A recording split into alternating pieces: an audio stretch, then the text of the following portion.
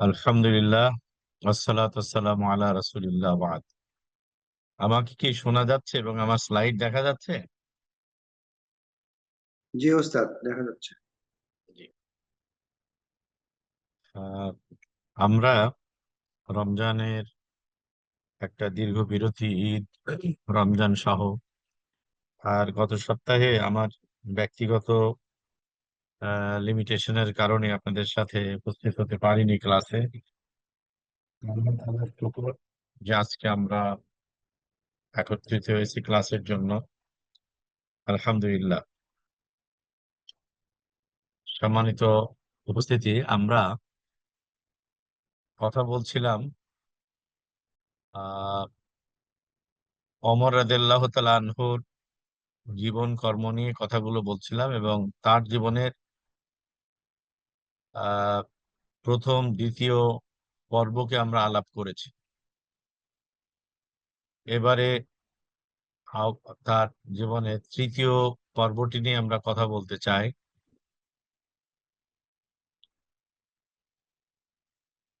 একটু just minute, এখানে একটু স্লাইডটাই হয়েছে। উম,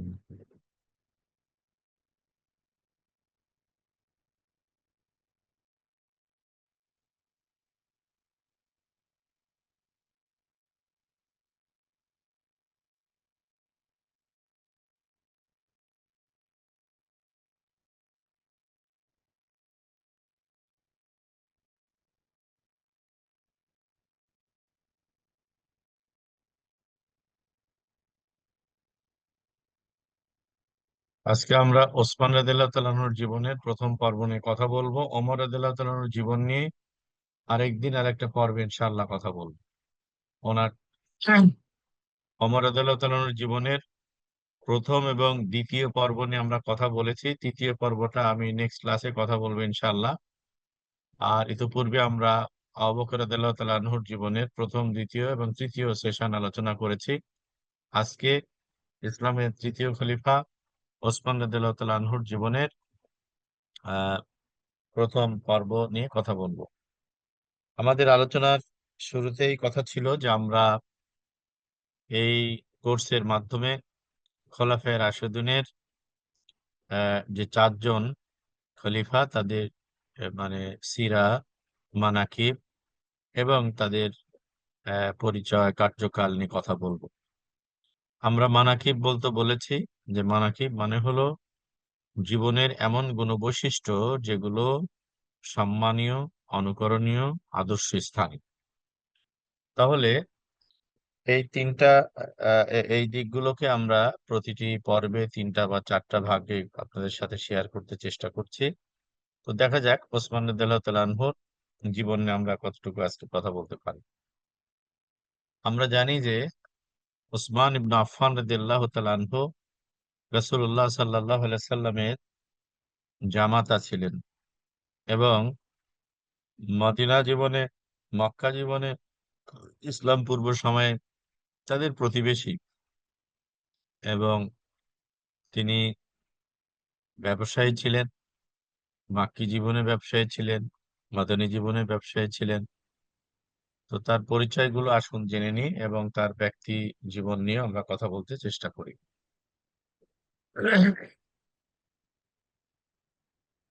প্রথমত তার নামকে আমরা জানি যে উসমান ইবনু আফফান ইবনু আবিল আস ইবনু উমাইয়া ইবনু আব্দুস শামস ইবনু মানাব ইবনু কুসাই ইবনু কিলাব, অর্থাৎ কোরাইশ গোত্রেরই, কোরাইশ বংশেরই কতকগুলো গোত্র ছিল। তিনি হুমায়ুন ইবনে আব্দুস শামস গোত্রের, তিনি এই বংশধারা থেকে তিনি এসেছেন। রাসূলুল্লাহ সাল্লাল্লাহু আলাইহি সাল্লাম কুরাইশেরই হাশিম গোত্রের, এভাবে এনেও ইবনে আব্দে মানাফের যে ধারা সেখানে এসেছেন, অর্থাৎ কুরাইশ গোত্রেরই একটি গোত্রেরই তিনি সন্তান। আফফান ছিল তার বাবার নাম, আর ওসমান হলো তার নাম।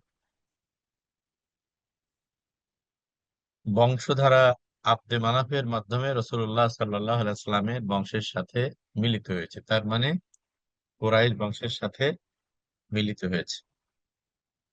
তার মা ছিলেন উম্মু হাকিম বাইদা বিনতু আব্দুল মুত্তালিব, যিনি ছিলেন নবী সাল্লাল্লাহু আলাইহি ওয়াসাল্লামের পিতা আব্দুল্লাহর আপন বোন। তার মানে ওসমান রাদিয়াল্লাহু তাআলা আনহুর মা নবী সাল্লাল্লাহু আলাইহি ওয়াসাল্লামের আপন ফুফু ছিলেন।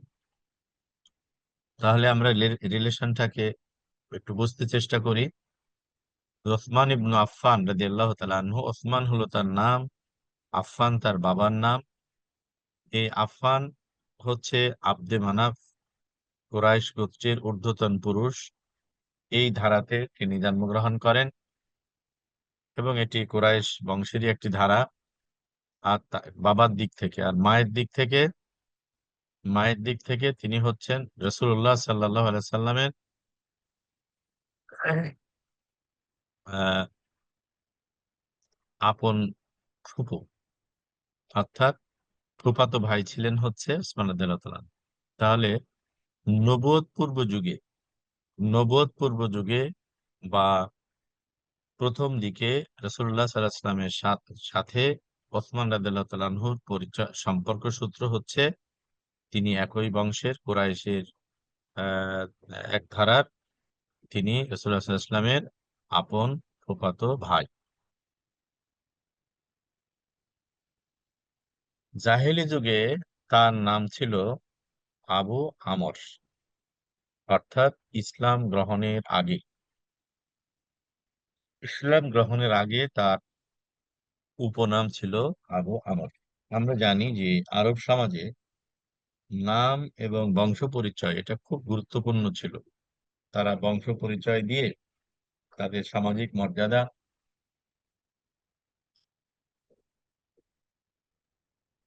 নির্ণয় থেকে শুরু করে তাদের বিবাহ শাদী অন্যান্য জায়গাতেও বংশধারা, বংশ পরিচয়টা, কৌলিন্যটাকে তারা খুব গুরুত্বের সাথে নিতেন।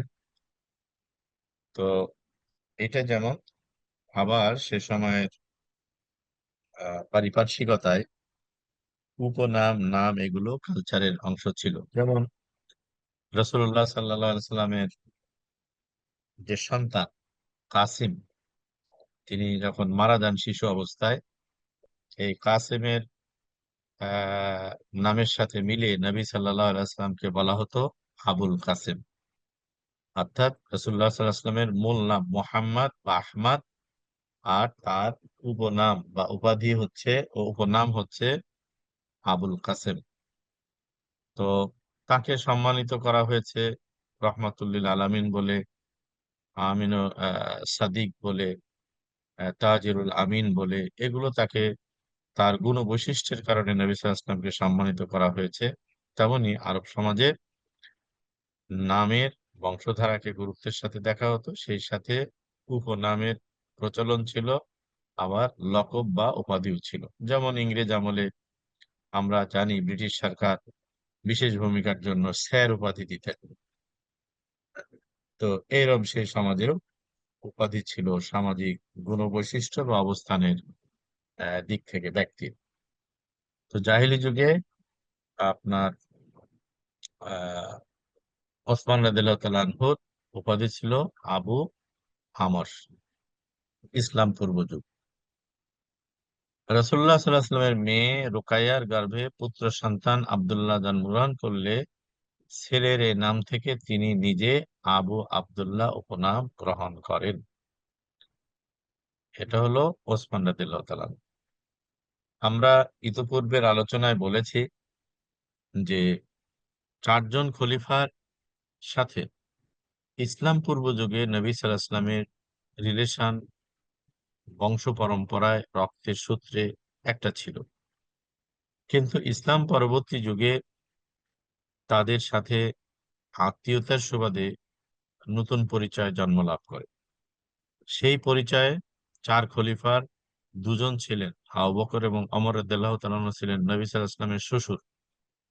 অন্য পরিচয় তাদের আত্মীয়তার সম্পর্কের বাইরে নবী সাল্লাল্লাহু আলাইহি ওয়াসাল্লামের শ্বশুর ছিলেন আবু বকর রাদিয়াল্লাহু তাআলা আনহু এবং ওমর রাদিয়াল্লাহু তাআলা আনহু। আবু বকর রাদিয়াল্লাহু তাআলা আনহুর শ্বশুর হলেন আয়েশা রাদিয়াল্লাহু তাআলা আনহার বিবাহের মাধ্যমে। আবু বকর রাদিয়াল্লাহু তাআলা আনহু নবীজির বন্ধু ছিলেন, আর বন্ধুর মেয়ে আয়েশা রাদিয়াল্লাহু তাআলা আনহার সাথে বিবাহের কারণে তিনি সম্পর্ক সূত্রে তিনি শ্বশুর এবং নবী সাল্লাল্লাহু আলাইহি ওয়াসাল্লাম জামাই হলেন। ওমর রাদিয়াল্লাহু তাআলা আনহু মেয়ে হাফসা রাদিয়াল্লাহু তাআলা আনহার সাথে নবী সাল্লাল্লাহু আলাইহি ওয়াসাল্লামের বিবাহের কারণে ওমর রাদিয়াল্লাহু তাআলা আনহু তার শ্বশুর এবং হন। তাহলে ৪ খলিফার ২ খলিফা ছিলেন নবী সাল্লাল্লাহু আলাইহি ওয়াসাল্লামের শ্বশুর। বাকি থাকে ২ খলিফা, ওসমান এবং আলী রাদিয়াল্লাহু তাআলা আনহুমা। তো ওসমান রাদিয়াল্লাহু তাআলা আনহু রক্তের সম্পর্কে কুরাইশ বংশের মানুষ, নবীজির আপন ফুফাতো ভাই, কিন্তু বৈবাহিক সূত্রে আবার নবীজি সাল্লাল্লাহু আলাইহি ওয়াসাল্লামের ২ মেয়ের সাথে তার বিবাহ হয়েছিল। এই ২ মেয়েকে তিনি আবু জেহেলের ছেলের সাথে বিয়ে দিয়েছিলেন, আবু লাহাবের ছেলের সাথে বিয়ে দিয়েছিলেন। এই বিয়ে ভেঙে যায়, তারা তালাক দেওয়ার কারণে বিয়ের সম্পর্ক ভেঙে যায়। নবীজি তার প্রথম মেয়েকে ওসমান রাদিয়াল্লাহু তাআলা আনহুর সাথে বিয়ে দেন। সেই মেয়ে মারা যাওয়ার পরে তিনি আবার দ্বিতীয় মেয়ের সাথে বিয়ে দেন। এভাবে ওসমান রাদিয়াল্লাহু তাআলা আনহুর আরেকটি উপাধি ছিল যুন-নুরাইন, ২ নূরের অধিকারী।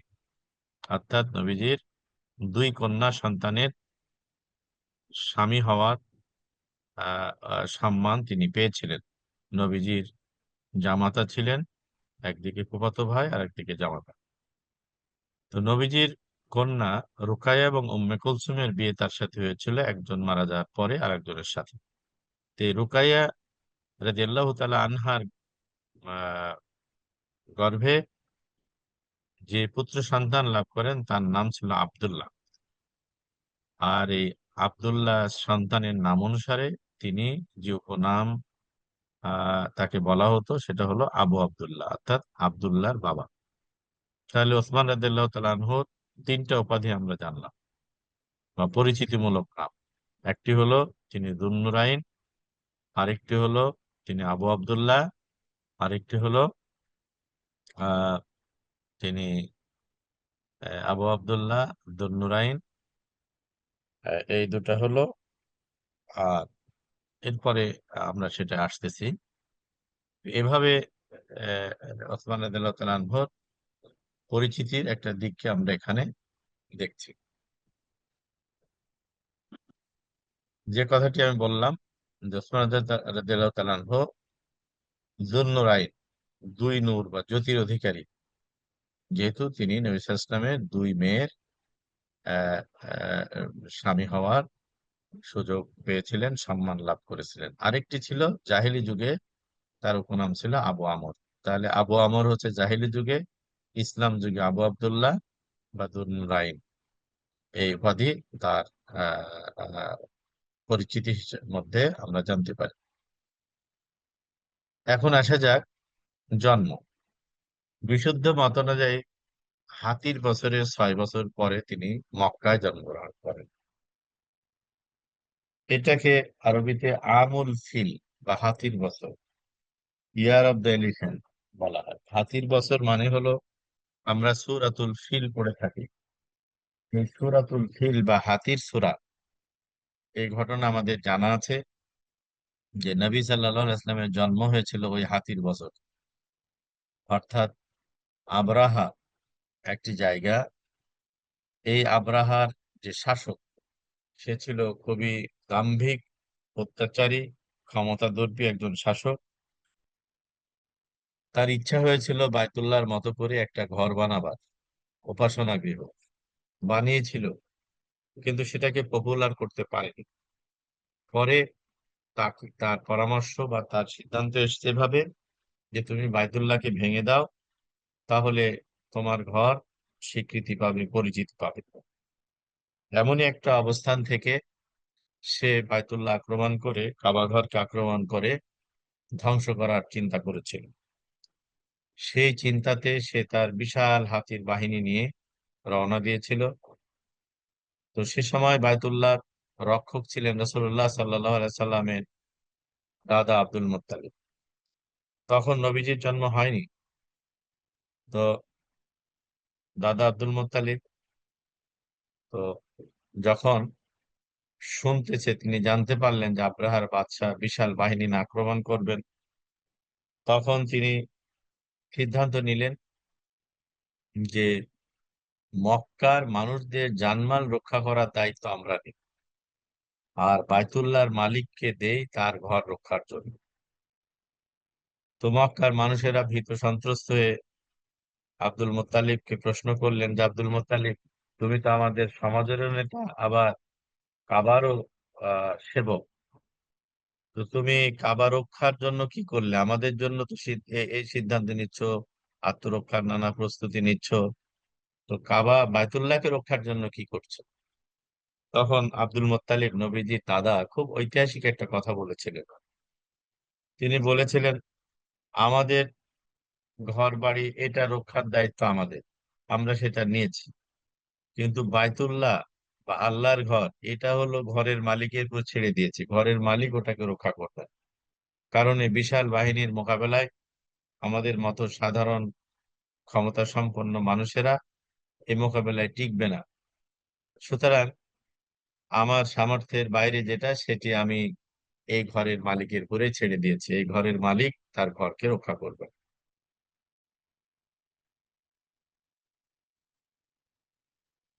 প্রিয় উপস্থিতি, জাহেলি যুগের এই যে আহ একটা চিন্তা, এই যে আস্থাপূর্ণ একটা কথা আল্লাহ তাআলার প্রতি, এই কথাটা আমাদের জীবনের জন্য অনেক শিক্ষা, অনেক কিছু উপলব্ধির, অনেক কিছু জানার বলে আছে বলে আমি মনে করি।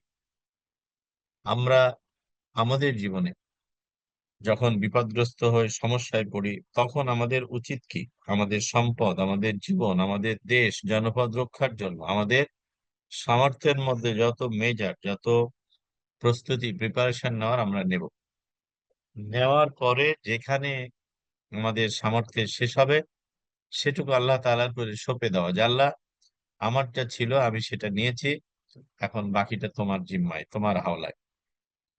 তো এইভাবে সেদিন আব্দুল মুত্তালিব, নবী সাল্লাল্লাহু আলাইহি ওয়াসাল্লামের দাদাও, কুরাইশদের আত্মরক্ষার ব্যাপারে এই বিশাল বাহিনীর কাছে, সুসজ্জিত বাহিনীর কাছে তিনি অসহায় হয়ে কোন রকম আত্মরক্ষার জন্য কিছু উদ্যোগ নিতে পেরেছিলেন, কিন্তু বাইতুল্লাহকে রক্ষা করার মতো যে ব্যাপক এবং বিস্তৃত প্রস্তুতি নেওয়ার সেই সক্ষমতার কাছে তিনি এভাবেই বায়তুল্লাহর মালিককে বলেছিলেন। আমরা সূরা কুরাইশ পড়লে দেখব, আলহামদুলিল্লাহ, কত স্পষ্ট করে এই ছোট্ট সূরায় আল্লাহ তাআলা বলেছেন, বিসমিল্লাহির রহমানির রহিম, লিইলাফি কুরাইশ ইলাফিহিম রিহলাতাশ শিতাই ওয়াস সাইফ ফালইয়াবুদু রাব্বা হাযাল বাইত। মানুষদের উচিত এই ঘরের মালিকের ইবাদত করা। এই ঘরের মালিকের পরিচয় কি? আল্লাযী আত'আমাহুম মিন জু' ওয়া আমানাহুম মিন খাউফ। এই ঘরের মালিক মানুষ যখন ক্ষুধার্ত হয় তখন খাওয়ান, আর যখন বিপদগ্রস্ত হয়, নিরাপত্তাহীন হয়, তখন আল্লাহ নিরাপত্তা দান করেন, এই ঘরের মালিকের।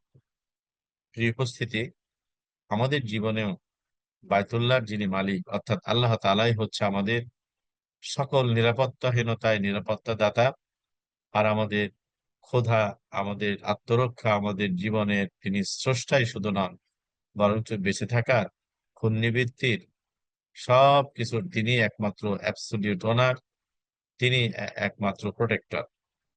তো সেই জন্য আমাদের জীবনটা সর্বোচ্চ কর্মতৎপর থাকার পরে আল্লাহ তাআলার উপরে তাওয়াক্কুল করার অভ্যাস আমাদের করতে হবে, এবং সেটি যেন পূর্ণ আস্থা বিশ্বাস নিয়ে হয়ে থাকে।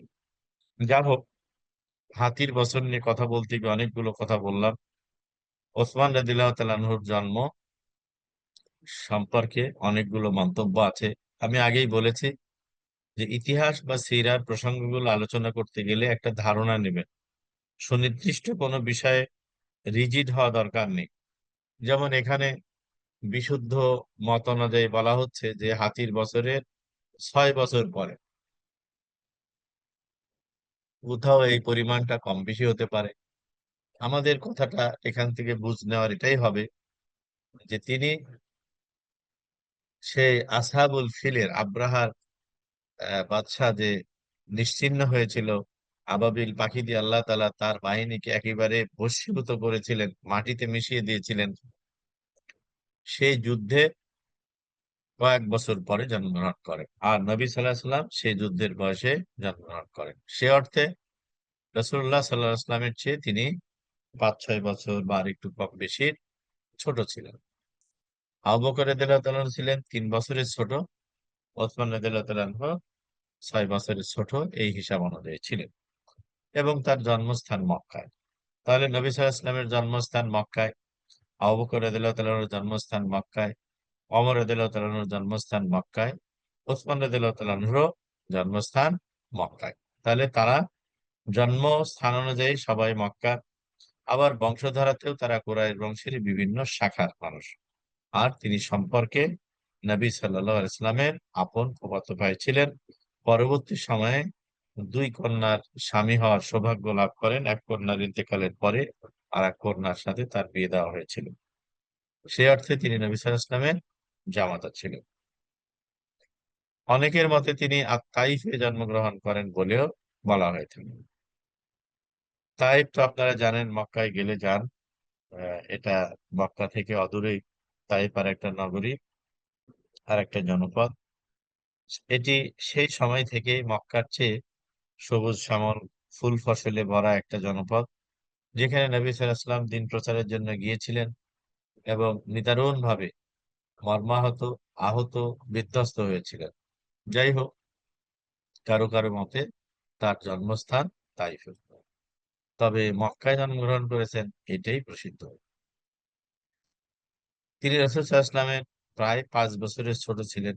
ওই যে বললাম যে উপরের হিসাব অনুযায়ী 6, কেউ বলছেন 5, এখানে 2-1 বছর কম বেশি আপনারা পেতে পারেন। এখান থেকে আমরা শিখবো যে রাসূলুল্লাহ সাল্লাল্লাহু আলাইহি ওয়াসাল্লামের কয়েক বছরের ছোট তিনি ছিলেন। আবু বকর রাদিয়াল্লাহু তাআলা আনহুরও ছোট ছিলেন। আবু বকর রাদিয়াল্লাহু তাআলা আনহু নবীজির 3 বছরের মতো, 2.5 থেকে 3 বছরের ছোট ছিলেন। দৈহিক বৈশিষ্ট্য সমূহ, শারীরিক গঠন, তিনি খুব লম্বাও ছিলেন না, আবার খুব খাটো ছিলেন না। তার মানে মধ্যম আকৃতির মানুষ ছিলেন। মধ্যম আকৃতির মানুষ ছিলেন। ত্বক ছিল, গায়ের চামড়া অর্থাৎ শরীর ছিল কোমল, মুখ ভর্তি ঘন দাড়ি ছিল, সুঠামদেহী ও প্রশস্ত ও সমুন্নত কাঁধ ছিল। অর্থাৎ স্বাস্থ্যবান ছিলেন, মোটাসোটা নয়, সুস্বাস্থ্যের অধিকারী ছিলেন। এবং কাঁধটা বোঝানো হচ্ছে যে তার ঘাড়, মানে প্রশস্ত ঘাড় ছিল, কাঁধ ছিল মানে সমুন্নত, অর্থাৎ দেখলে তাকে সুঠামদেহী, বলিষ্ঠ দেখাতো। স্ট্রং অ্যান্ড স্টাউট আমরা যেটা বলি, তিনি তেমনই ছিলেন। মাথায় ভর্তি ঘন চুল ছিল। আমরা এর আগে পড়েছি ওমর রাদিয়াল্লাহু তাআলা আনহুর মাথায় কিন্তু টাক ছিল, চুল কম ছিল। আর আবু বকর ওসমান রাদিয়াল্লাহু তাআলা আনহুর মাথায় ঘন চুল ছিল। তিনি জাফরান দিয়ে দাড়ি রাঙাতেন। তিনি দাড়ি রঙিন করতেন জাফরান দিয়ে। স্ত্রী এবং ছেলে মেয়ে, জাহিলি যুগে যারা আহ দিন মানত না, তাদের স্ত্রীর সংখ্যা আনলিমিটেড ছিল। বিবাহ নামক আনুষ্ঠানিকতা ছিল, কিন্তু বৈবাহিক জীবন নামক প্রাতিষ্ঠানিকতায় কোনো শৃঙ্খলা বলতে তেমন কিছু ছিল না। বাবার মৃত্যুর পরে মা হয়ে যেতেন ছেলেপেলের কাছে, সন্তান সন্ততির কাছে পৈতৃক অন্যান্য সম্পদের মতোই একটা উত্তরাধিকারের সম্পদ। এমনই একটা জাহেলি পরিবেশে ইসলাম এসে মানুষের জীবনকে নিয়ন্ত্রণ করলো।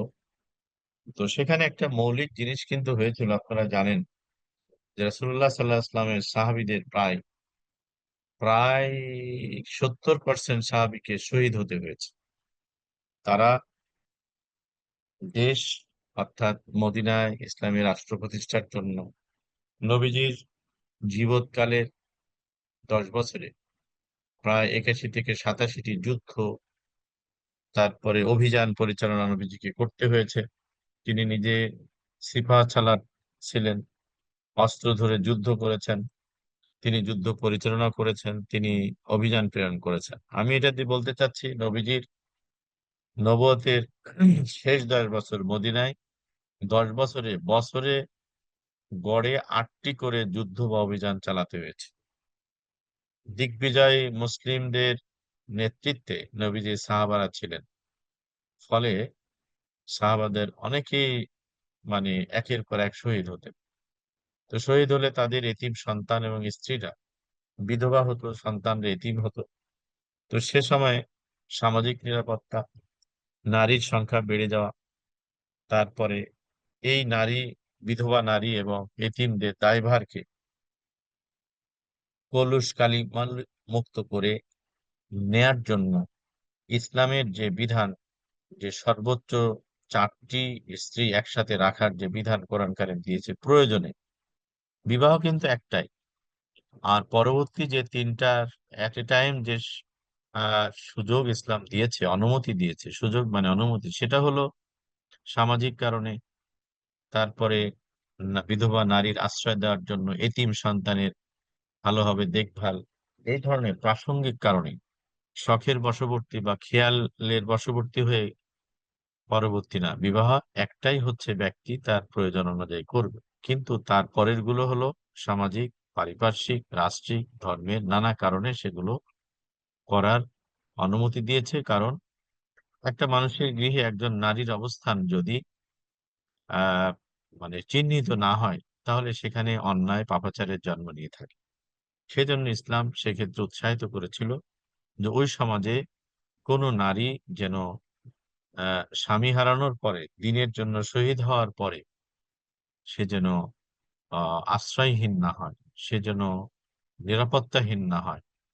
বাবা শহীদ হয়েছে জিহাদের ময়দানে, তার সন্তান যেন এতিম হয়ে ঘুরে না বেড়ায়, দায়িত্বহীন না হয়। সে কারণে রাষ্ট্র ছেলেমেয়ের দায়িত্ব নিল, কিন্তু একজন নারীর স্বামীর অনুপস্থিতির যে দায়ভার, যে দেখভালের, এটা কে নেবে? সেজন্য সেখানে ইসলামে মানে বিয়ের বিধানকে এভাবে করা হয়েছিল। এবং সেই কারণেই, এবং দাসী প্রথা ছিল, দাস প্রথা ছিল, দাসী হিসেবে বহু নারীকে রাখা হতো। ইসলাম সেখান থেকে বেরিয়ে আসার জন্য সেই দাস প্রথা রমরমা যুগে, বৈবাহিক জীবনের হিসাব ছাড়া বিবাহ নামক আনুষ্ঠানিকতার যুগে ইসলাম একটা সিস্টেমে নিয়ে এসছে এভাবে। তো সেই জায়গা থেকে ওসমান রাদিয়াল্লাহু তাআলা আনহু মোট স্ত্রী সংখ্যা ছিল 8 জন। তবে অবশ্যই একসাথে নয়। তার আহ স্ত্রীদের ওয়ান আফটার অ্যানাদার ইন্তেকালের পরে তিনি করেছেন। আমি এই মুহূর্তে মনে পড়ছে না যে একই সাথে একাধিক ছিল কিনা, একাধিক থাকতে পারে। তবে মনে রাখতে হবে যে রাসূলুল্লাহ সাল্লাল্লাহু আলাইহি ওয়াসাল্লাম ছাড়া আর কোন মুসলিম, কোন সাহাবীর 4টির বেশি একসাথে স্ত্রী হিসেবে রাখার অনুমতি ছিল না। আর এই বিবাহগুলো হয়েছিল দ্বীনের কারণে, এবং যে প্রেক্ষাপট বলছি এই প্রেক্ষাপটগুলোর কারণে আমরা জানি। সেজন্য এটা যেন আমাদের মধ্যে ভুল বোঝা সৃষ্টি না হয়। এবং এই যে এখানে বলা হচ্ছে যে সব বিয়ে হয়েছিল তার ইসলাম গ্রহণের পরে। তার স্ত্রীদের মধ্যে ছিলেন আল্লাহ রসুলের মেয়ে রুকাইয়া, এবং রুকাইয়া রাদিয়াল্লাহু তাআলা আনহার ইন্তেকালের পরে রাসূল সাল্লাল্লাহু আলাইহি ওয়াসাল্লাম আর এক মেয়ে উম্মে কুলসুমকে বিবাহ করেন, তিনিও ইন্তেকাল করেন। তার পরের যে 6 স্ত্রী, সেটাও তাদের ইন্তেকালের পরে। এবং আমরা জানি যে রাসূলুল্লাহ সাল্লাল্লাহু আলাইহি ওয়াসাল্লামের জীবৎকালে তার 7 ছেলে মেয়ে, 4 মেয়ে এবং 3 ছেলে। তো 3 ছেলে ছোটবেলায় শিশুকালে মারা যায়, আর 4 মেয়ের মধ্যে শুধু এক মেয়ে ফাতিমা রাদিয়াল্লাহু তাআলা আনহা নবীজির ইন্তেকালের মাস 6 মধ্যে ইন্তেকাল করেন, আর বাকি সবাই নবীজির আগে ইন্তেকাল করেন। ভাবতে পেরেছেন? একজন বাবা তার 7 সন্তানের মধ্যে 6 জনকে জীবিত অবস্থায় বিদায় দিয়েছেন। অর্থাৎ সন্তান হারাবার ব্যথা নবীজি একবার নয়, 6 বার তিনি পেয়েছেন। বাবা হিসাবে 6টা সন্তানকে কবরে শুইয়েছেন। আমরা যারা বলছি বা শুনছি, তাদের কাউকে যদি আল্লাহ তাআলা এমন কোনো পরীক্ষা দিয়ে থাকেন, তাহলে আমরা সেখান থেকে ধৈর্য ধারণ করব। অথবা আমাদের স্বজনদের মধ্যে কেউ যদি এমন পরীক্ষার শিকার হয়ে থাকেন, কোনো বাবা-মা, তাদেরকে নবী সাল্লাল্লাহু আলাইহি ওয়াসাল্লামের এই কথাটা আমরা পৌঁছে দিতে পারি যে নবীজি সাল্লাল্লাহু আলাইহি ওয়াসাল্লামের ৭ সন্তানের মধ্যে সব সন্তান ৬ জনই ইন্তেকাল করেছিলেন নবীজির জীবৎকালে। শুধুমাত্র মেয়ে ফাতিমা রাদিয়াল্লাহু তাআলা আনহা বেঁচে ছিলেন। তাও নবীজির ইন্তেকালের ৬ মাসের মধ্যেই তিনি ইন্তেকাল করেন। আপনারা জেনেছেন যে নবীজি ইন্তেকালের সময় ফাতেমা রাদিয়াল্লাহু তাআলা আনহা কাঁদছিলেন বাবার চলে যাওয়ার জায়গায়। নবীজি তাকে ডেকে কানের কাছে নিয়ে কি বললেন, তারপর তিনি খুশি হলেন বা স্বাভাবিক হলেন। পরে তাকে জানতে চাওয়া হয়েছিল যে, "তোমাকে সেদিন আল্লাহ রাসূল কি বলেছিলেন?" তো তিনি বলেছিলেন যে, "আমার বাবা আমাকে বলেছেন যে, 'মা কেঁদো না। তুমি আমার পরিবারের সবার আগে আমার সাথে সাক্ষাৎ করবে।' তার মানে তুমি বেশি দিন তুমি বাঁচবে না। অর্থাৎ তোমার বাবাকে ছাড়া পৃথিবীতে থাকা তোমার যে কষ্ট, এই হীনতার কষ্ট মা তোমাকে বেশিদিন পেতে হবে না। তুমিও চলে আসবে তোমার রবের ডাকে। তোমার বাবার কাতারে শামিল হবে।"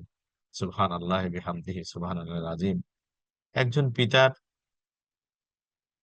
মামত্ববোধ, স্নেহবোধ, বাৎসল্য এর তো কোনো তুলনা নাই পৃথিবীতে। কিন্তু নবী এবং রাসূল হিসেবেও তার পিতৃত্বের যে কষ্ট আর কন্যার যে কষ্ট, এই কষ্ট লাঘবের জন্য আল্লাহ তাআলার পক্ষ থেকে কি সুসংবাদ না দিয়েছেন। যে সাক্ষাতের, যদিও সেই সাক্ষাতের মাধ্যম ছিল মৃত্যু। প্রিয় উপস্থিতি, পৃথিবীর জীবন আমাদের খুবই ক্ষণস্থায়ী। এখানে আমরা যারা আছি, তারা তো আছি, কিন্তু নিশ্চিতই চলে যাব। আর যারা চলে গেছেন, তাদের যাওয়ায় যেন আমরা ভেঙে না পড়ি। বরঞ্চ সবর এখতিয়ার করি, দোয়া করি তাদের জন্য। আর আমরাও তাদের সাথে মিলিত হব। এমন একটি সান্ত্বনা যেন আমাদের মধ্যে আমরা নিতে পারি। নবীজি সাল্লাল্লাহু আলাইহি সাল্লামের এই ঘটনাগুলোর মধ্য থেকে আমরা আমাদেরকে মিলিয়ে নেব যে আমাদের জীবনে এমন দুঃখ, কষ্ট, পরীক্ষা এলে আমরা যেন রাসূলুল্লাহ সাল্লাল্লাহু আলাইহি ওয়াসাল্লামের জীবনকে সামনে আনি। তাহলে অনেক সান্ত্বনা আমরা পেয়ে যাব। ওসমান রাদিয়াল্লাহু তাআলা তিনি আরো বিয়ে করেন গভর্নর উতবা ইবনে গাজওয়ানের বোন ফাখিতা বিনতু গাজওয়ানকে। আমরা আগেই বলেছি যে নানা সামাজিক কারণ, দ্বীনের কারণ, এসব কারণে তাদেরকে অ্যা বিয়ে করতে হয়েছে এবং সেটির সংখ্যা কখনোই একত্রে ৪ কে অতিক্রম করেনি। এটি আমাদের মাথায় থাকা দরকার। তার স্ত্রীদের মধ্যে আরো ছিলেন মামুর বিনতু জুনদুব আজদিয়া। তাহলে নবীজির ২ কন্যা, আরেকটা হলো ফাখিতা বিনতু গাজওয়ান, আরেকটা হচ্ছে আমর বিনতু জুনদুব আজদিয়া। এখানে ৪ জনের নাম পেলাম। তারপরে তিনি আরো বিয়ে করেন ফাতিমা বিনতু ওয়ালিদ বিন আব্দুস শামস ইবনুল মুগিরা মাখজুমিয়াকে।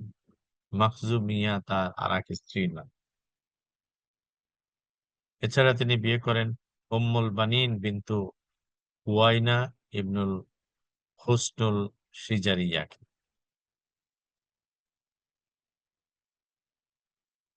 তিনি আরো বিয়ে করেন রামলা বিনতু সায়রা ইবনু রাবিয়া উমাইয়াকে।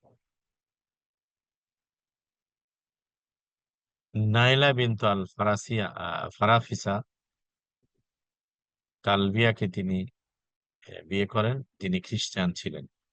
তাহলে আমরা এখানে ওসমান রাদিয়াল্লাহু তাআলা আনহুর ৮ জন স্ত্রীর নাম এবং পরিচয় গুলো সংক্ষেপে কিছু জানার চেষ্টা করলাম। ৫ স্ত্রীর গর্ভে তার সন্তান ছিল ৯ জন এবং কন্যা সন্তান ছিল ৭ জন। তার স্ত্রী সংখ্যা ছিল ৮। ৩ জনের গর্ভে কোনো সন্তান জন্ম লাভ করেনি। ৫ জনের গর্ভে সন্তান জন্ম লাভ করে ৯ ছেলে এবং ৭ মেয়ে, অর্থাৎ ১৬ সন্তানের জনক বা বাবা ছিলেন। ওসমান রাদিয়াল্লাহু তাআলা আনহুর ভাই ও বোনেরা, তার পরিবারের কথা আমরা বলেছি উমাইয়া বংশে, এবং আপনারা এর পরের কোর্সে যদি পড়েন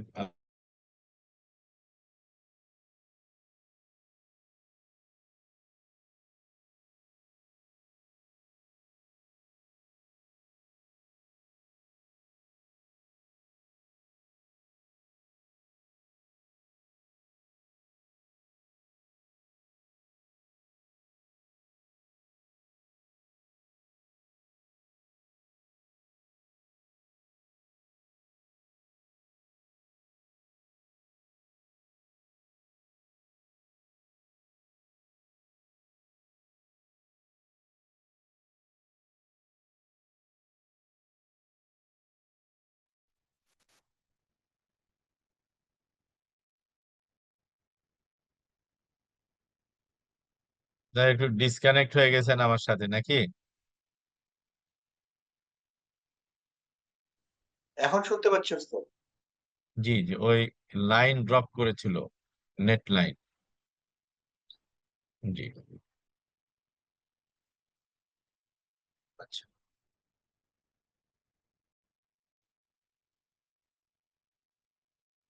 তার অন্যান্য বৈমাত্রীয় বোনেরা হলেন উম্মু হাকিম বিনতে উকবা, হিন্দ বিনতে উকবা, অর্থাৎ ওনারও আপন সহোদর ভাই বোন ছিল, আবার বৈমাত্রীয় ভাই বোনও ছিল।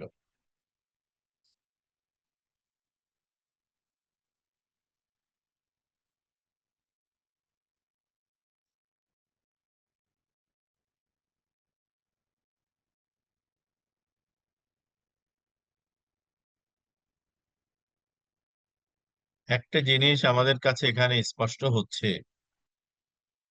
যে ইসলাম পারিবারিক জীবন এবং পারিবারিক জীবন ব্যবস্থাকে সবসময় উৎসাহিত করেছে, এবং পারিবারিক জীবনে স্বামী স্ত্রী সন্তান আত্মীয় স্বজন, তাদের সাথে রিলেশন, তাদের সাথে সম্পর্ক রক্ষা করা, মানে পরিচয় ধরে রাখা, এগুলোকে উৎসাহিত করেছে। আমরা আমাদের সন্তানদেরকেও কিন্তু এ ব্যাপারে জানাবো। যেমন আহ আরব সমাজের চর্চা ছিল জন্যই কিন্তু আমরা সেই আজ থেকে 1500 বছর আগের সাহাবীদের বাবার নাম, দাদার নাম, নানার নাম, নানুর নাম, ভাই বোন সব পাচ্ছি। আমাদের সন্তানদের সাথেও আমরা এই আলোচনা থেকে এভাবে, এগুলো মুসলিম ঐতিহ্য। তা আমরা এখান থেকে যেটা করব, আমাদের ছেলেমেয়েরা কিন্তু আহ মানে ওয়ান সাইডেড অনেক সময় হয়। পিতৃকুলের পরিচয় জানে, দাদা ফুপু চাচার নাম জানে, চাচাতো ভাই ফুফাতো ভাই জানে, বা বোনের নাম জানে। ওদিকে খালা বা নানার পরিবার নিয়ে ভালো জানে না। আবার অনেকে আছে নানা বা খালার পরিবার ভালো জানে কিন্তু বাবার পরিবার ভালো জানে না। না, আমাদের সন্তানদের অধিকার দুই পরিবারেই আছে। সন্তান শুধু মাকে নিয়ে বা বাবাকে নিয়ে আসেনি। সুতরাং আমাদের সন্তানরা যেন বাবা এবং মায়ের উভয় পরিবারেরই যোগাযোগ রাখে, সম্পর্ক রাখে, তাদের পরিচয় জানে, এবং তাদের নাম, তাদের বাড়ি, তাদের এগুলোকেও যেন, অর্থাৎ বংশীয় পরিচয়, সম্পর্ক সূত্রকে ধরে রাখা, জানানো, এর জন্য ঈদ উপলক্ষে যোগাযোগ, রমাদান উপলক্ষে সামাজিক নানা আনন্দ প্রোগ্রাম আছে, বিয়ে শাদী, মৃত্যু, এসব নানা বিষয়গুলোর মধ্য দিয়ে এর বাইরেও আমরা এই যোগাযোগ রক্ষার কাজটা করবো ইনশাল্লাহ।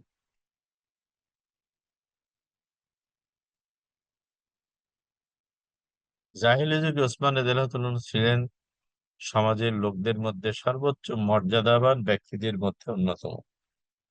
তার বাবা আফফান ছিলেন বড় ব্যবসায়ী, ওসমান রাদিয়াল্লাহু তাআলা আনহু ছিলেন বড় ব্যবসায়ী, এবং তিনি বাবার পারিবারিক ব্যবসা ধরে রাখছিলেন, এবং তিনি আলহামদুলিল্লাহ এত সফল ব্যবসায়ী এবং ভালো ব্যবসা বুঝতেন যে মক্কা থেকে, আপনারা জানেন যে আবিসিনিয়ায় দুটো গ্রুপ হিজরত করেছিল কিন্তু। তো প্রথম গ্রুপে তিনি কিন্তু ছিলেন, নবীজির কন্যা সহই গেছিলেন, রুকাইয়া রাদিয়াল্লাহু তাআলা আনহা সহ তারা হিজরত করেছিলেন। সেখানে গিয়ে তিনি ওই হিজরত করে ওখানে সেই জীবনেই, মানে প্রবাস জীবনেও তিনি ভালো ব্যবসা করছিলেন। পরে মানুষেরা মিথ্যা প্রপাগান্ডা ছড়ালো যে কুরাইশদের সাথে মুসলমানদের হয়ে গেছে, সমঝোতা হয়ে গেছে, আর থাকা দরকার নাই, চলো। তারা চলে আসলেন, আবার ছেড়ে ছেড়ে এসে দেখে যে না, এটা মিথ্যা কথা ছিল। পরে আবার আরব গ্রুপকে পাঠিয়েছিলেন। মদিনাতে গিয়েও তিনি, মদিনাতেও ব্যবসা বাণিজ্য করেছেন এবং ভালো ব্যবসা করেছেন। কিন্তু মানে খেলাফতের দায়িত্ব আসার কারণে তখন ব্যবসা থেকে তাকে নিজে নিজে সম্পৃক্ত থাকা থেকে দূরে থাকতে হয়েছে রাষ্ট্রিক কারণে। আবার আপনারা খেয়াল করবেন যে রাসূলুল্লাহ সাল্লাল্লাহু আলাইহি ওয়াসাল্লামের ইন্তেকালের পরে রাষ্ট্রের, মুসলিম রাষ্ট্রের সুসংহত করা, সুদৃঢ় করা, দিগ্বিজয় করা, এগুলোর কাজ যেমন আবু বকর রাদিয়াল্লাহু তাআলা আনহু করেছেন, তার মতো অতি ভদ্র রহমদিল একজন মানে নরম দিলের মানুষ এটা করেছেন। ঠিক ওমর রাদিয়াল্লাহু তাআলার মতো মানে সৎ সাহসী প্রজ্ঞাবান একজন শাসক এসে ইসলামী রাষ্ট্রের বিস্তৃতি, সুশাসন প্রতিষ্ঠা এবং শক্ত হাতে অ্যাডমিনিস্ট্রেটিভ দিককে তিনি রেডি করেছেন। ঠিক তারপরে রাজ্য জয় হলো, শাসন ব্যবস্থা মজবুত হলো, মানুষদের আর্থিক অবস্থার উন্নতি দরকার। সে সময় খলিফা হিসেবে এলেন সফল ব্যবসায়ী, অর্থনীতিবিদ, সেই সময়ের আর্থিক ব্যবস্থাপনা ক্ষেত্রে যার যথেষ্ট জ্ঞান ছিল তিনি ছিলেন ওসমান রাদিয়াল্লাহু তাআলা আনহু। ৭৫ বা ৭৩ বছর বয়সে খেলাফতের দায়িত্ব নিলেন। তাহলে ৩ খলিফার ৩ চরিত্র। তারপরে তিনি এসে রাষ্ট্রের নানা জায়গায় আর্থিক অবস্থাগুলোর ওই সময় উল্লেখযোগ্য আসছিল, পরিবর্তন এসেছিল। এরপরে এলেন আলী রাদিয়াল্লাহু তাআলা আনহু। সময় অল্প কিন্তু প্রজ্ঞা, জ্ঞান, হিকমাতে তিনি মুসলিম জাহানকে অল্প সময়ের মধ্যেই একটা বার্তা দিতে পেরেছিলেন। অর্থাৎ নবী সাল্লাল্লাহু আলাইহি ওয়াসাল্লামের ৪ জন সুমহান খলিফার মধ্যে তাকওয়া, পরেজগারিতা, মর্যাদাবোধ এগুলো তো আল্লাহর মেহেরবানি রাদিয়াল্লাহু আনহুম ওয়া রাদু আন। তারা কেউ ছিলেন কাতিবিনে ওহী, ওহীর লেখক। আবার মর্যাদায় তো সবাই রাসূলুল্লাহ সাল্লাল্লাহু আলাইহি ওয়াসাল্লামের সম্মানিত সাথী। ২ জন ছিলেন শ্বশুর, ২ জন ছিলেন জামাতা। এই সব মর্যাদার বাইরেও তাদের দক্ষতার জায়গায়, বিশেষায়িত দক্ষতার জায়গায় যে দিকগুলো বললাম, এগুলো আমাদের মাথায় থাকা দরকার। তিনি জাহেলী যুগের মর্যাদাবান মানুষ ছিলেন, দায়িত্বশীল মানুষ ছিলেন। তিনি কখনো মূর্তি পূজায় জড়িত ছিলেন না। মূর্তি পূজা থেকে তারা পবিত্র জীবনযাপন করেছেন। আমরা, আপনারা যারা শুনছেন, আপনাদের মনে হয় কারো সাথেই আমার সরাসরি দেখা হয়নি, সে সৌভাগ্য হয়নি। কিন্তু আমরা ধারণা করি যে হাজারো মানুষের মধ্যে আল্লাহ তাআলা আপনাদেরকে প্রফেশনাল লাইফেও এমন একটা মহতী কোর্সে ভর্তি হওয়া অর্থাৎ জ্ঞান চর্চার আগ্রহ দিয়েছেন। সেজন্য আমি খুব প্রাণ ভরে দোয়া করি। এমন জ্ঞান, যে জ্ঞানে আপনার আয় বাড়বে না, ব্যবসার উন্নতি হবে না, দুনিয়ার কোনো লাভ হবে না। এমন একটা জ্ঞান লাভের জন্য আপনারা উৎসাহী হয়েছেন। আলহামদুলিল্লাহ, আলহামদুলিল্লাহ। আল্লাহ আপনাদেরকে জাযায়ে খায়ের দিক। তো এই যে আপনাদের যে অনুভূতি, এই অনুভূতিটা আপনার আত্মীয়স্বজনের মধ্যে, বন্ধু-বান্ধবের মধ্যে, আজকের সমাজের মধ্যে কজনের আছে? আপনারাই হিসাবটা ভালো জানবেন।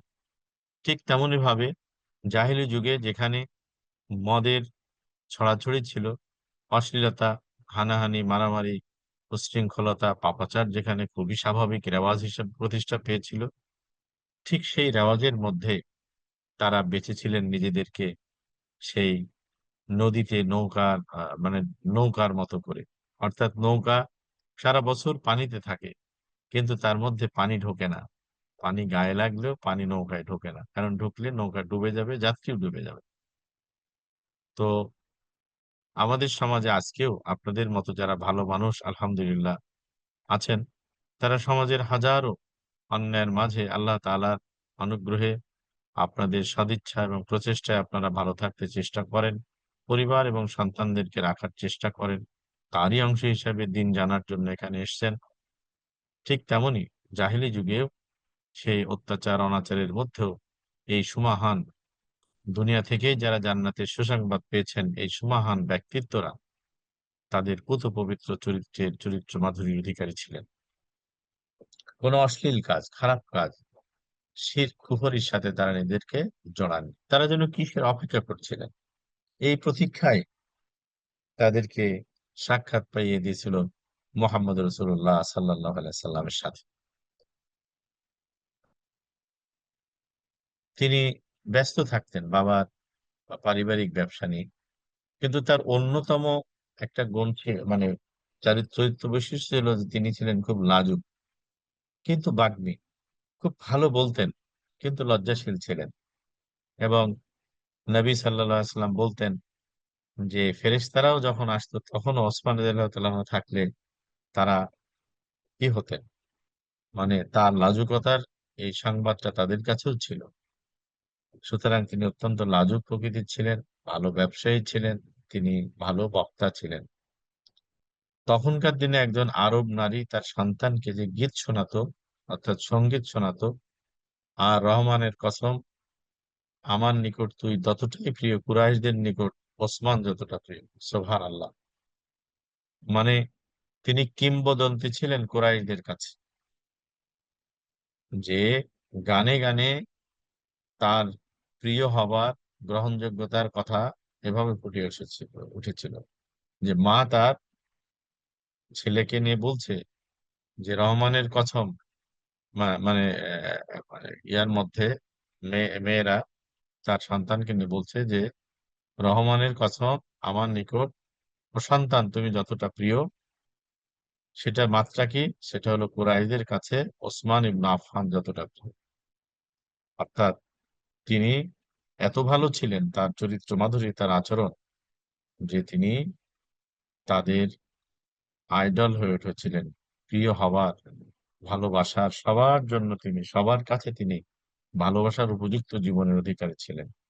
তাহলে একটা জিনিস কি আমরা বুঝলাম, যে কোরআন এলো একেবারেই মানে অন্ধকারাচ্ছন্ন পরিবেশে, যে মানুষটি কখনো মিথ্যা বলেননি, যে মানুষটি কখনো আমানতহীন হননি, যে মানুষটি ছিলেন ওই সময়ের ফটকাবাজদের মধ্যে যিনি বিশ্বস্ত ব্যবসায়ী ছিলেন, সেই মানে আল আমিন আস সাদিকের কাছে কোরআনের আল্লাহ তাআলা তাকে রাসূল হিসাবে নির্বাচন করলেন, মনোনীত করলেন। আর সেই রাহমাতুল লিল আলামিন তার সাথী বানিয়ে দিলেন ওই সমাজের সবচেয়ে ভালো মানুষগুলোকে। কৌলিন্য এবং নেতৃত্বের জায়গা থেকে আবু বকর রাদিয়াল্লাহু তাআলা আনহুর মতো মানুষ, ওমর রাদিয়াল্লাহু তাআলা আনহুর মতো মানুষ, ওসমান রাদিয়াল্লাহু তাআলা আনহুর মতো মানুষ, যারা ব্যক্তিত্বে, কৌলিন্যে, মর্যাদায়, সম্মানে, শিক্ষায়, গুণে, সততায়, যারা সেই সমাজের দৃষ্টান্ত ছিলেন, সেই মানুষগুলো জড়ো হলেন নবীজির পাশে। আবার ক্রীতদাসদের মধ্য থেকেও যারা চরিত্র মাধুরীতে উন্নত ছিলেন, এই সব মানুষগুলোই, সব শ্রেণী পেশার মানুষ নবীজির পাশে গেলেন।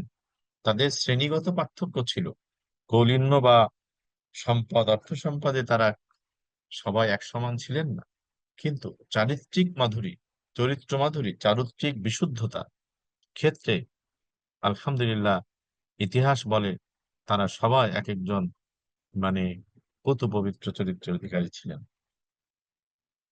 প্রিয় উপস্থিতি, আজকের আলোচনা থেকে আমি আপনাদের সামনে রাসূলুল্লাহ সাল্লাল্লাহু আলাইহি ওয়াসাল্লামের প্রিয় সাথী, জামাতা, ফুফাতো ভাই, ইসলামের মহান তৃতীয় খলিফা, শহীদ, যিনি কোরআন তেলাওয়াতরত অবস্থায় শাহাদাত বরণ করেছেন, যখন তার ছোট্ট কুঠিরটাকে ঘিরে খারেজি বিদ্রোহীরা নানা স্লোগান দিচ্ছিল তাকে হত্যা করবে, অন্যায় আবদার নিয়ে এসে সাহাবীদের একটা গ্রুপ বাধা দেওয়ার জন্য প্রস্তুত ছিলেন, পাঠিয়েছিলেন। কিন্তু তিনি বলছেন যে অদূরেই শুয়ে আছে রহমাতুল লিল আলামিন, এই নবীর মদিনায় আমার জীবন রক্ষার্থে তোমরা উভয় গ্রুপ মুখোমুখি হবে, রক্ত ঝরবে, আমি এটা অনুমতি দেব না। তিনি কোরআন তেলাওয়াতরত অবস্থায় এই খারেজি উচ্ছৃঙ্খল বিদ্রোহী গোষ্ঠী তারা এসে তাকে নির্মমভাবে শহীদ করেন। আল্লাহ তাআলার কাছে এই মহান সাহাবীর, যারা দুনিয়া থেকে জান্নাতের সুসংবাদ নিয়ে গেছেন, তাদের জীবনের আরো আরো অনেক অনেক মর্যাদা এবং সম্মান আমরা কামনা করি। আর সেই সাথে তার পবিত্র জীবনের সামান্যই আমার মতো গুনাহগার, জ্ঞান মুক্ত মানুষ, আমি আপনাদের কাছে খুবই কমই বলতে পেরেছি। প্রিয় ভাই বোনেরা, যারা আপনারা এই গুরুত্বপূর্ণ কোর্সে অংশগ্রহণ করেছেন, আপনাদের প্রতি আমার বরাবরের মতই অনুরোধ যে এই কোর্স উপলক্ষে আল্লাহ তাআলা আমাদেরকে কিছু সময় ক্লাসে থাকা, আর কিছু সময় পড়ালেখা করার সুযোগ দেন। আমরা যেন এই কোর্সকালীন সময়ে এই সোনার মানুষগুলো, এই জান্নাতি মানুষগুলো, এই জান্নাতের সনদপ্রাপ্ত মানুষগুলোর জীবনকে আমরা যেন একটু ভালো করে জানতে এবং বুঝতে পারি। তাদের জীবনাচরণ, তাদের জীবনের অ্যাস্থেটিক বিউটি, অন্তর্নিহিত সৌন্দর্য এবং পবিত্রতাকে আমরা আমাদের অধ্যয়নে, পর্যালোচনায় এনে আমাদের জীবনকে আলোকিত করা, আমাদের পরিবারের সদস্যদেরকে এই চিরসুন্দরের দিকে আহ্বান করতে পারা, আর আমাদের এই প্রিয় সমাজ যেখানে আমাদের নারীপ্রথা আছে, যেখানে আমাদের স্বজনরা ঘুমিয়ে আছেন, কারো বাবা, কারো মা, কারো সন্তান, কারো পূর্বপুরুষ এই মাটিতেই, বাংলাদেশের মাটিতেই শুয়ে আছেন। সুতরাং এই মাটির প্রতি আমাদের অনেক দায় রয়ে গেছে। সেই দায় মুক্তির জায়গায় আসেন না আমরা এই মহান ব্যক্তিত্বদের জীবন থেকে জানি এবং এই জীবনের গল্পগুলো নিজেদের জীবনে আয়নার মতো করে মিলিয়ে দেখে নিজেদেরকে পরিশুদ্ধ করি, রিকনস্ট্রাক্ট করি, রেনোভেট করি, আর স্বপ্ন দেখি পরিবার, সমাজ এবং প্রিয় দেশটাকে গড়বার এই সমস্ত সোনার মানুষের জীবন চরিতের আলোকে। এই হোক আমাদের এই ক্লাসের আয়োজনের উদ্দেশ্য, এই হোক আপনাদের মতো দায়িত্বশীল ব্যস্ত মানুষদের, আমার মতো একজন সাধারণ আলোচকের ক্লাসে থাকার যে সদিচ্ছা, যে কষ্ট করেন, আমি সেই কৃতজ্ঞতার ভাষা আমার নেই। কেবল আপনাদের জন্য আমি দোয়া করি যে আল্লাহ তাআলা আপনাদের যেন জ্ঞানতৃষ্ণাকে পূরণ করে দেন। আর যে জীবন আলোচনা করছি, সেই জীবনের ভালো দিকগুলো আমাদের জীবনে মেনে চলা, শিক্ষা নেওয়ার জন্য আল্লাহ তাআলা যেন সহজ করে দেন, তৌফিক দেন। আমরা এই কামনা করে আমি আমার আজকের কথা শেষ করছি। আপনাদের জরুরি কোনো কথা থাকলে আলোচনা সংশ্লিষ্ট বলতে পারেন। আর আমি দুঃখিত যে আমার অ্যা নানামুখী ব্যস্ততার ফাঁকে মাঝে, মাঝে আপনাদের ক্লাসে একটু ইরেগুলার হয়ে যায়। তো এটাকে আপনারা ক্ষমা সুন্দর দৃষ্টিতে দেখবেন। কারণ ক্লাসের দায়িত্ব নেওয়ার পরে এমনটি আমার পক্ষ থেকে হওয়া এটা গ্রহণযোগ্য না, এটা শোভনও না। তারপরেও হয়ে যায় আমার অনিচ্ছায়। আপনারা আশা করি আমার জন্য দোয়া করবেন, তৌফিক কামনা করবেন যেন আমি আপনাদের কোনো ক্লাসে আমার সীমাবদ্ধতা বা ত্রুটির কারণে সেখানে অনুপস্থিতি বা আলোচনাকে যেন অসুন্দর না হয়। হাদা মা ইনদি ওয়াল ইলমু ইনদাল্লাহ। আপনাদের কোনো কথা থাকলে বলতে পারেন। উস্তাদ, জি, উসমান রাদিয়াল্লাহু আনহুর যে জীবন রাজত্ব কত বছর ছিল? এগুলো আমাদের একটা আলোচনায় আছে ওনার খেলাফত বা অন্যান্য। সেদিন আমরা বলি, জি, কেমন? এটা আরো আরো আরো ২ টা এপিসোডে উনার উপরে আলোচনা করব ইনশাআল্লাহ। কেমন? আহ, জি ইনশাআল্লাহ। আপনার ইনশাআল্লাহ। কথার উত্তর ওখানে আছে। আমি বলব ইনশাআল্লাহ। আর কোনো কারো প্রশ্ন আজকের আলোচনার মধ্যে? আচ্ছা, তো যদি না থাকে আমি মনে হয় আজকে শেষ করি। জি ওস্তাদ। জি, জি, আসসালামু আলাইকুম। শুকরান। জাযাকুমুল্লাহু খাইর। আসসালামু আলাইকুম ওয়া রাহমাতুল্লাহি ওয়া বারাকাতুহু। সুবহানাকাল্লাহুম্মা ওয়া বিহামদিক আশহাদু আল লা ইলাহা ইল্লা আনতা আস্তাগফিরুকা ওয়া আতুবু ইলাইক। আসসালামু আলাইকুম ওয়া রাহমাতুল্লাহ। ওয়ালাইকুম আসসালাম ওয়া রাহমাতুল্লাহ। ওয়ালাইকুম আসসালাম।